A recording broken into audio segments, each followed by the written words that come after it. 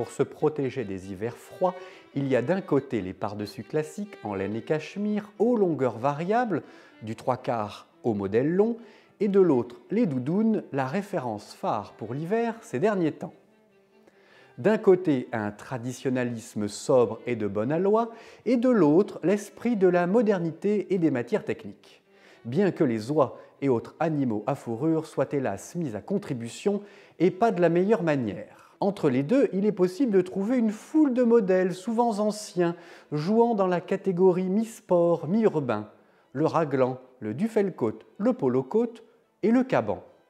Tous ont en commun une longue histoire et un même matériau, la bonne vieille laine épaisse, dense et rigide et donc imperméable. Le caban est court pour laisser une grande liberté de mouvement et se caractérise par une fermeture croisée à double sens. Le marin peut boutonner d'un côté ou de l'autre en fonction d'où vient le vent. Le collet est large, ce qui permet une fois relevé de bien couvrir la nuque et de la protéger. Le caban est presque toujours à la mode et recueille de manière renouvelée les faveurs des jeunes gens qui l'apprécient pour sa petite longueur et son esprit décalé. Décalé car ce manteau renvoie à une foule de significations. Origine militaire, esprit marin, allure rockabilly, retour de l'underground londonien, bref, chacun y trouve son piquant. Le caban trouverait son origine au Maghreb. Les pirates barbaresques auraient ainsi porté de petites capes du nom de kaba, reprises et transformées dès le XVe siècle par les marins européens. Les marines militaires l'adoptent au XIXe siècle, à partir des années 1800 par l'US Navy et 1850 par le Second Empire français. Les nombreux boutons prennent du galon en devenant brillants et ornés d'encre. C'est à la faveur des déstockages militaires que le caban a gagné la mode des rues. De nos jours, il constitue un pardessus efficace, autant avec une tenue décontractée qu'avec un costume.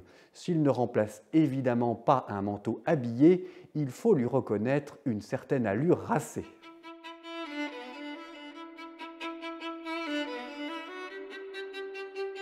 La météo de mi-saison est idéale pour porter le duffel-coat, un manteau intemporel qui est originaire des Flandres. La ville de Duffel, près d'Anvers, est connue dès le Moyen-Âge pour le drap épais de laine non dessointé qui y est produit. La présence de la graisse animale dans l'épais tissu rend les vêtements très chauds et presque imperméables. Au XIXe siècle, les marins-pêcheurs des côtes de la Manche faisaient un usage important de ce manteau aux caractéristiques primaires très pratiques. Large capuche, renfort d'épaule, grande poche plaquée et surtout fermoir en cordelette et goujon de bois. Les mains engourdies par le froid ont plus de facilité avec ce type de fermoir brandebourg qu'avec un boutonnage classique moins maniable. Et ce sont des attaches très économiques. Lors de la Seconde Guerre mondiale, la Royal Navy, ayant besoin de larges stocks de manteaux polyvalents, introduit le modèle. La couleur naturelle n'est pas altérée. L'avantage de sa coupe ample est évident. Il peut servir à tout le monde, officiers et matelots, sans affectation particulière. Le duffel-coat acquit ses lettres de noblesse quand le maréchal Montgomery en fait son pardessus de prédilection.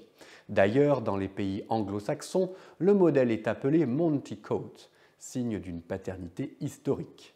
Après la guerre, il faut bien écouler le surplus, mais le modèle peine à convaincre, il est trop marqué par l'esprit militaire. Un couple de confectionneurs anglais, Harold et Freda Morris, affine le modèle, réduit la capuche, le teint, appose des doublures colorées et remplace les fermoirs par des modèles en cuir et en corne plus luxueux. Il crée aussi une marque dédiée, Gloverall, le spécialiste encore aujourd'hui du duffel-coat. À Paris, une institution comme Old England distribue dès 1950 le modèle dans une très large palette de coloris. Jean Cocteau, qui le choisit en blanc, le porte en compagnie du grand monde. Le succès est rapide. Le duffel-coat est parvenu jusqu'à nos jours sans altération. D'une année à l'autre, il est plus ou moins à la mode sans jamais disparaître. Toutefois, est-il un manteau habillé? Il me semble que non. Idéal sur des jeunes gens pour sa polyvalence, passé 30 ans, il vous fait passer pour un éternel étudiant. Il devient alors la marque assumée d'un esprit décontracté.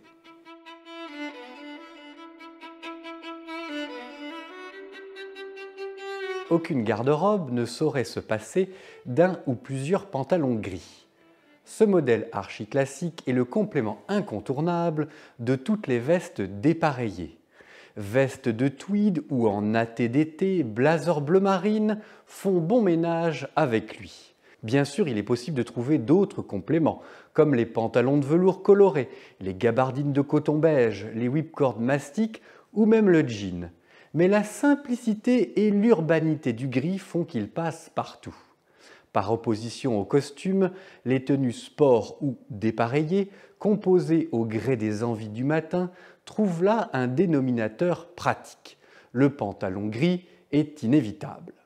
La hiérarchisation du vestiaire masculin dans l'entre-deux-guerres, un travail surtout très britannique, basé sur les costumes formels d'un côté et les vêtements plus décontractés de l'autre, impose le pantalon gris et uni comme la base de composition pour les tenues informelles. La serge peignée, un tissu très légèrement duveteux, était très employé comme la flanelle. Pensons à Fred Astaire habillé ainsi ou au duc d'Édimbourg. Avec le développement de laines plus modernes et raffinées, les hommes découvrent dans les années 1980 les pantalons gris en Super 100. Enfin des pantalons souples et qui ne grattent pas, l'Eldorado textile. Cela dit, c'est un mouvement technique qui ne réinvente pas la couleur. Le gris continue d'aller avec tout. La laine reste la matière de prédilection pour couper un pantalon gris. Laine épaisse et moelleuse pour l'hiver ou plus aérée appelée laine froide pour l'été. La teinte peut être tout à fait uniforme ou légèrement fil à fil, dit peau de requin, un effet chiné rappelant la flanelle. Curieusement, le pantalon gris en coton ou en lin ne sont pas très courants. La faute peut être à des teintures grises qui tiennent moins bien sur ces matières végétales. Question nuance, le gris sait se décliner.